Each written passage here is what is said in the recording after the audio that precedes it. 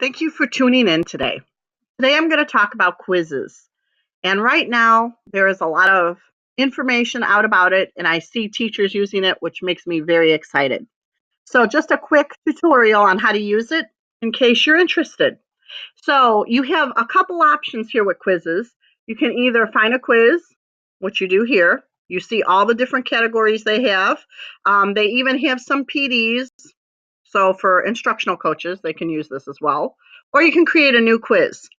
So just for an example's sake, let's say we go to something like adding and subtracting integers. So once I'm here, so this is somebody else's created quiz, obviously. There are questions here. They already have the answers in there so that teachers know if the person who created this was correct. And then you have a couple options you can do with this.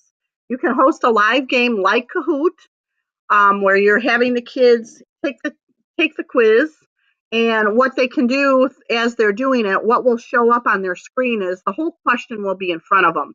So unlike Kahoot, where you have to do some transfer of looking up at the board and then looking down at your Chromebook or at your Chromebook screen, your monitor screen, then you have to do some transfer with Kahoot, where with Quizizz, the answers are all right there for you. So that's a big plus. Another thing is you can do it as a homework game.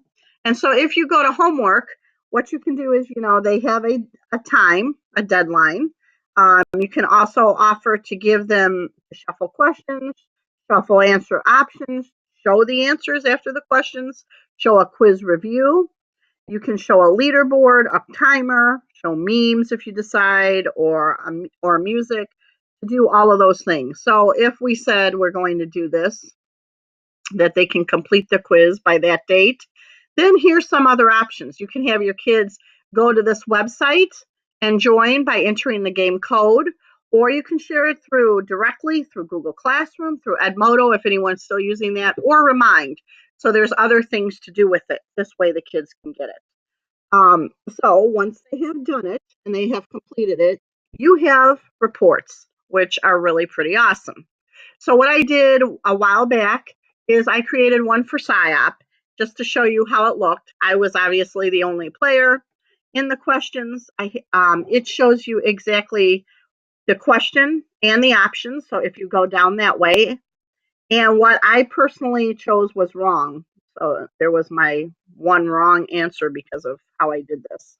And I can look at an overview. So if you have a bunch of kids, you can have all your students listed here. You can see as a class, what are they really struggling with? I know we have other options besides Quizizz to do this with, like in Pear Deck or Nearpod. However, in Quizizz, this is all self-contained here.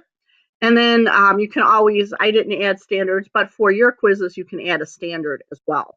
So this way you have all that information. So this is just a fun, great interactive thing for students to do. And a great way to have formative assessment. So if you do use this in your classroom, please let me know. I would love to hear how it works for you. And so thank you for tuning in and send any questions my way.